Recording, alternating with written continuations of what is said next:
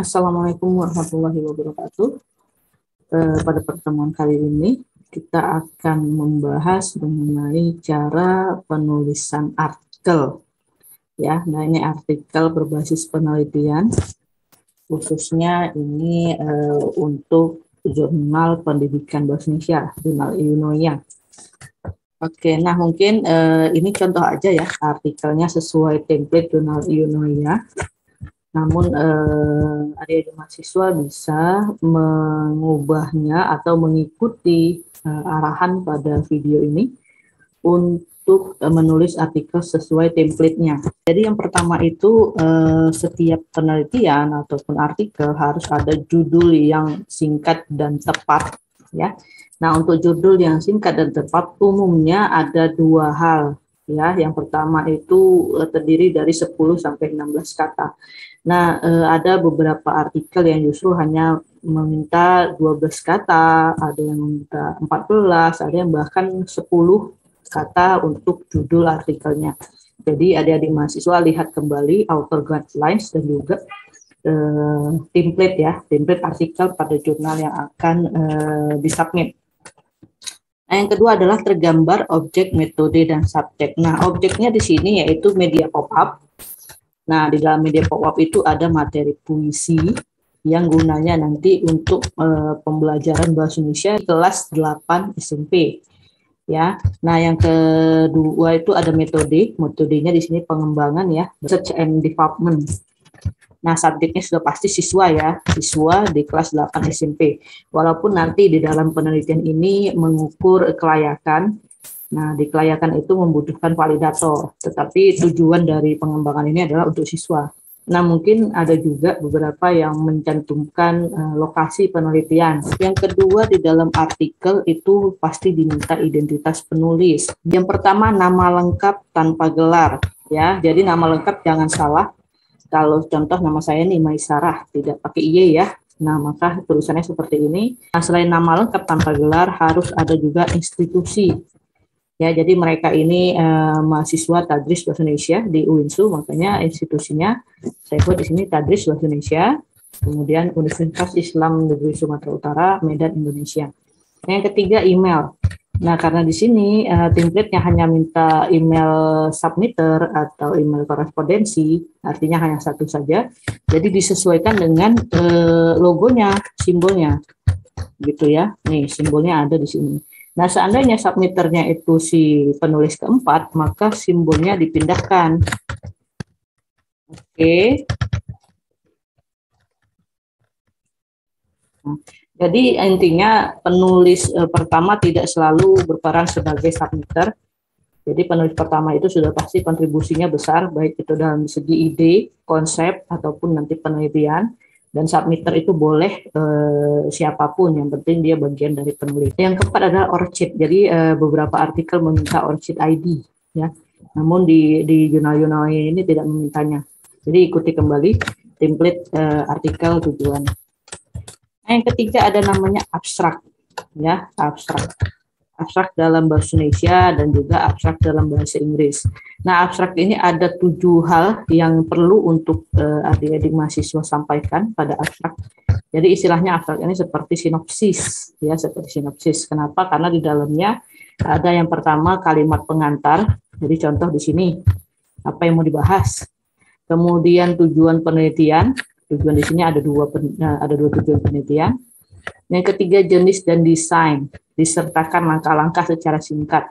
Contoh di sini jenis penelitiannya adalah model pengembangan, desainnya itu punya Tiaga Rajan ya. Nah, sebaiknya di sini memang disampaikan 4 langkah-langkah.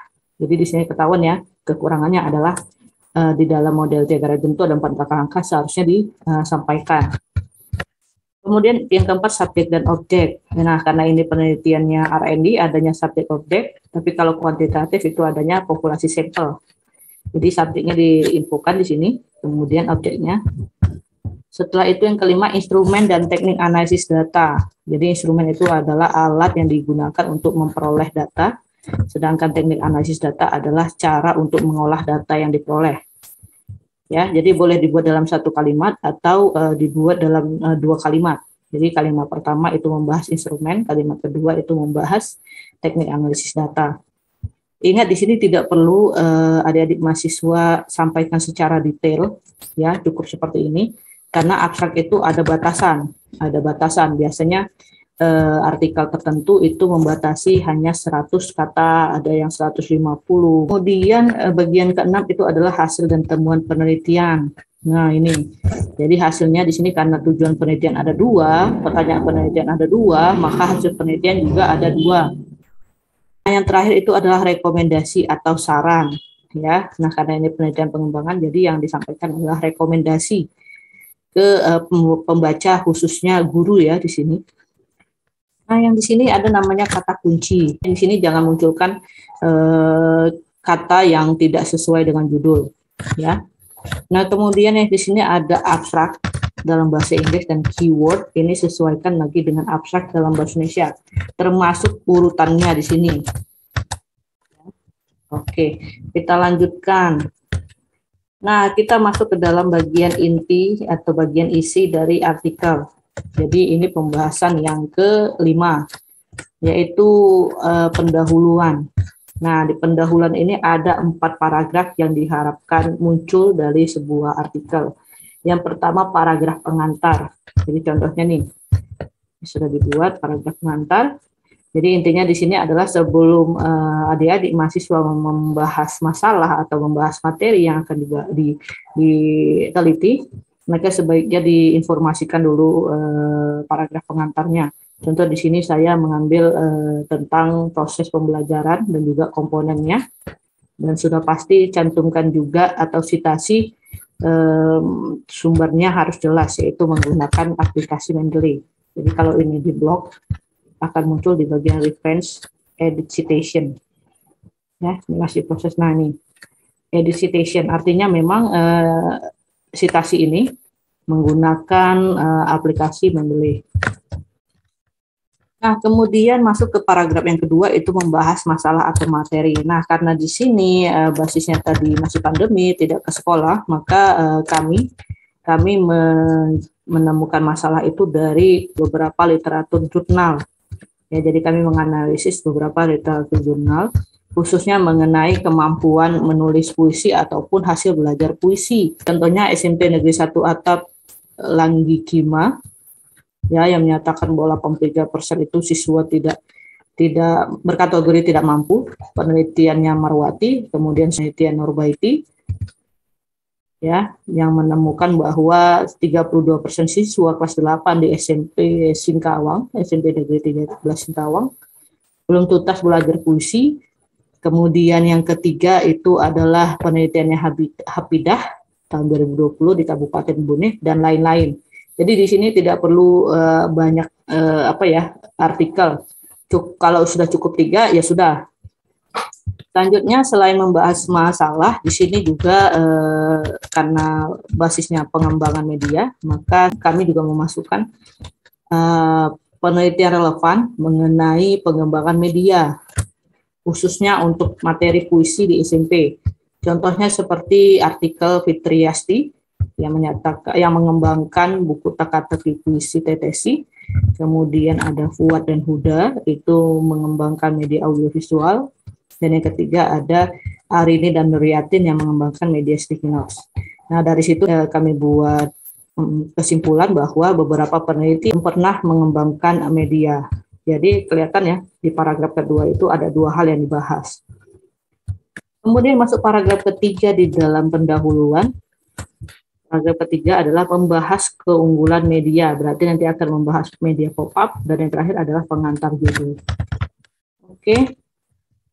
Nah, di sini paragraf ketiganya membahas keunggulan media pop-up khususnya, berdasarkan artikel kembali, penelitian relevan, seperti pendapatnya Cahyani, dia meneliti pop-up untuk menanamkan moral, Alviolita dan Huda meneliti pop-up untuk pembelajaran bercerita, Mas Turoh dan Sinta ya, ada 2 artikel, membahas juga pop-up untuk pembelajaran IPA. Nah, yang terakhir ini ada artikelnya Fitri dan Karlima, membahas pop-up untuk pembelajaran matematika. Nah, dari sini juga terlihat bahwa pop-up bisa digunakan. Jadi ini keunggulan ya, pop-up bisa digunakan dari untuk berbagai materi, namun karena belum ada di bahasa Indonesia, maka dikembangkanlah. Nah, selanjutnya di sini juga masih membahas tentang media. Jadi paragraf di situ bukan berarti hanya satu paragraf ya, boleh 2, 3, sesuaikan kembali dengan aturan di artikel yang akan dituju. Karena ada beberapa artikel juga membatasi, misalnya pendahuluan hanya 20% dari keseluruhan artikel, ada yang juga yang membebaskan. Jadi kalau membebaskan yang penting jelas, lebih baik gunakanlah referensi-referensi yang mutakhir dan juga terpercaya, yaitu di OJS yang terakreditasi. Nah, yang terakhir di dalam pendahuluan adalah pengantar judul dan tujuan penelitian. Ya, jadi di sini.